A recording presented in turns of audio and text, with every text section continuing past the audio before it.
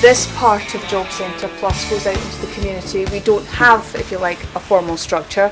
We provide customers with the opportunity to overcome their barriers into employment, and we work very much as, if you like, a link to other organisations.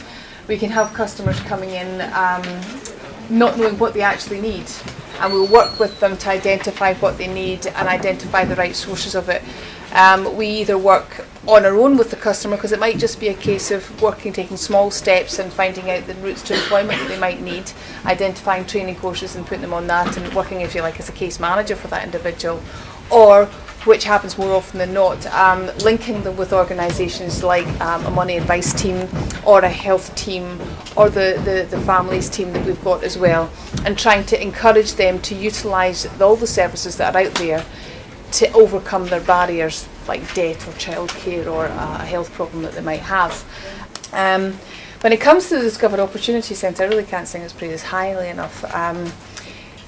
We have learnt, just by being here, so much that probably can't define, because it's very much along the lines of somebody will come in and you say, how can you help you? And there's no criteria, just how can I help you? And the person will present with a certain thing, and it's always a case of, I know a man who can. Right? I'm not a health professional, I'm not a debt advice worker, I have no technical knowledge in that, but I will always be able to find somebody who can, because they're just sitting in here someplace, and you go over and say, excuse me, can you help me? And compared to picking up a telephone when it's engaged, or the person's not there, or they might be on holiday, and it then takes another week, and then you've got to book an appointment, and the delays go on, and the customer situation's either getting worse, or their enthusiasm for making a difference has been lost. We basically walk through that door, come in here and say, can somebody help me? 9 times out of 10 somebody can, and we go out there and the customer gets what they need. It's about getting people into jobs. Of course, that's a very important part of the programme, but it's also about the softer things. It's about building their employability. It's about working out with them at the point where they're really quite distant from the labour market, but it's about giving them work experience opportunities and opportunities to improve their employability, so that obviously they kind of are travelling on their journey towards work. So you make work experience places available in the local authorities? And a lot of some of the best offerings that we have are, for instance, things like pre-recruitment training programmes, and they are that's when you take a kind of a group of candidates and you're giving them the entry-level qualifications that helps them compete for that post. So usually kind of 4 to 6 week programmes, and they get a guaranteed interview at the end of that. Now obviously some departments that's going to suit better than others. Where you're identifying is organisations which have bulk and repeat recruitment, so things like home care, social care, cleaning vacancies, cooking vacancies. That's the kind of areas that we would look at with that. The main avenues that people come to us with. Everybody that comes to us undergoes an initial assessment of a specialist intervention nature to look at the barriers and how they experience them, rather than from a traditional medical model of this is what's wrong with you, this is what you need to do to fix it. We very much turn that around and focus on what they perceive their barriers to be, what they feel they need to do to overcome them. And we work very much on an action plan that's developed collaboratively to help them manage that condition, utilising a number of various approaches, depending on the health condition obviously and depending on the individual circumstances, but primarily based on cognitive behavioural therapy, neuro-linguistic programming, solution-focused therapy and health behaviour change models to help people manage things in a more constructive manner. A lot of the people we're working with have had these health conditions for a number of years, aren't necessarily in regular contact with any other health provider, GPs or hospitals or anybody else.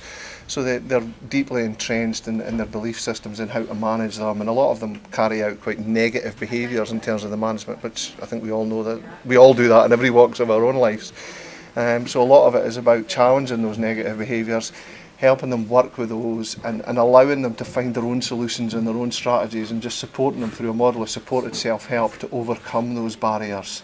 More choices, more chances. That's our strategy to reduce the amount of young people who leave school and go into sort of negative destinations. So it's about promoting employability, education and training options when they leave school. We've got a number of key sort of outcomes that we try and deal with, but one of those is prevention. So we work a lot with schools, looking at how we early identify young people, put in additional support at school, look at transition from school in a positive destination. So a lot of the focus is on that. But we also then look at prevention when young people are 16 plus, where is it they're going, what sort of provision do we have, who's supporting them, who's giving aftercare. So we work with key partners, colleges and Abertay University, Dundee University, as well as other training providers. So it's a whole partnership approach to that.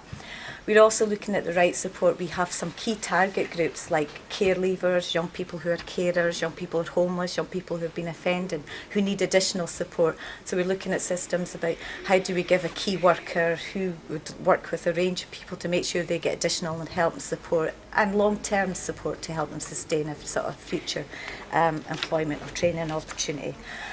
Partnership's really crucial to this so we don't lose people. We recognise a lot of young people went from one provision to another and dropped out after a while, so we want to make sure partners work together, looking at common referral, common assessment procedures and good information, and that's going to be one of our crucial aspects to making this work.